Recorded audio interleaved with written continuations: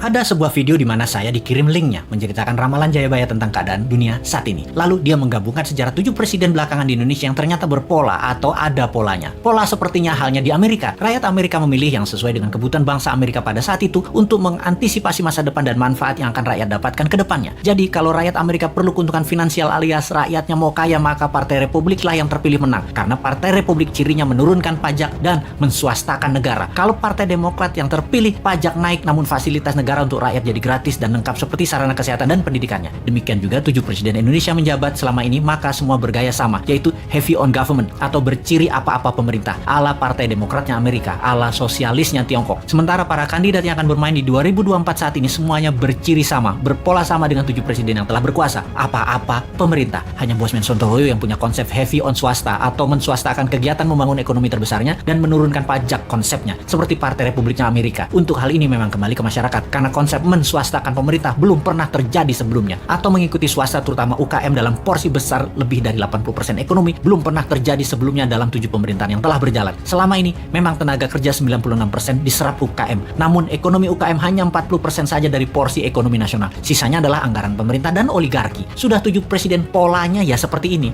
Belum pernah UKM naik kekuatannya menjadi menguasai ekonomi ke 80% atau naik 100% dari sekarang, atau 2 kali lipat kekuatan ekonomi saat ini yang bisa membuat GDP per kapita naik dari $4.000 menjadi $8.000 dalam sekejap. Sungguh, kalau mau UKM menang, juga pajak turun. Ya tidak pakai siapapun yang mencalonkan di 2024 yang saat ini ada di etalase calon presiden. Tapi entah bagaimana, bangsa Indonesia apakah mau berubah atau tetap, ya belum tahu juga. Apakah efek corona yang meluluh lantakan ekonomi saat ini dan mengambiarkan kesehatan masyarakat saat ini yang dikelola oleh pemerintah yang menjabat atau oleh masyarakat masih layak menjabat ke depannya di tahun 2024? Ya terserah rakyat. Jadi, kita biarkan sampai 3 tahun ke depan aja. Kita lihat di tahun 2024, akankah memilih calon dari yang ada di etalase saat ini yang berciri sama dengan 7 presiden yang lalu, atau pilih calon-calon baru yang berciri baru bahkan beda seperti ala Sontoloyo misalnya. Tentunya bukan Bosman ya, dia mah nggak pantas, orang pedagang recehan dan provokator doang bisanya. Ciri presiden yang lalu-lalu adalah kuat hutang pinjaman dari negara lain. Dulu banyaknya ke IMF, sekarang malah 2, IMF dan Tiongkok. Dan nanti kalau yang jadi salah satu dari kandidat yang ada, rasanya sama, berhutang juga. Hanya konsep bernegara MMT yang berani cetak duit berbasis proyek anak negeri. Proyek ini berbasis UKM. Kalau UKM mau maju, ya pilih model MMT. MMT itu pro swasta banget dan menurunkan pajak. Kalau lihat dari pajangan etalase, ya mereka kebanyakan memuja pilihannya tadi hanya orangnya, bukan konsep bernegaranya. Karena tidak satu pun punya konsep. Asli mereka yang mau jadi presiden saat ini punyanya satu, bagaimana jadi populer agar terpilih.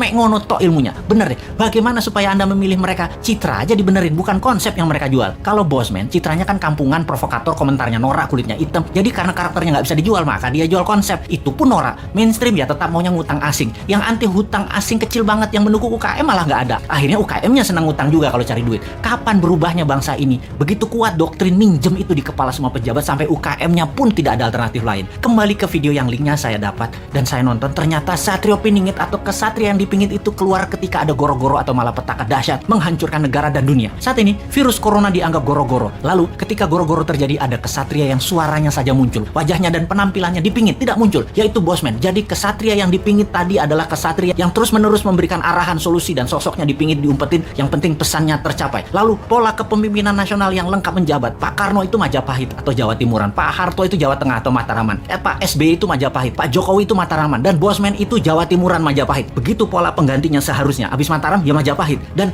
sekali lagi sahabat, kedua informasi terakhir itu lebih ngaco lagi sahabat dari MMT-nya Bosman dan pro swastanya Bosman. Wis, sekarang kita semua sing sehat, selamat, tinggikan imunitas dengan banyak guyon-guyon segar. Jangan urusi Bosman. Bosman memang jancuk.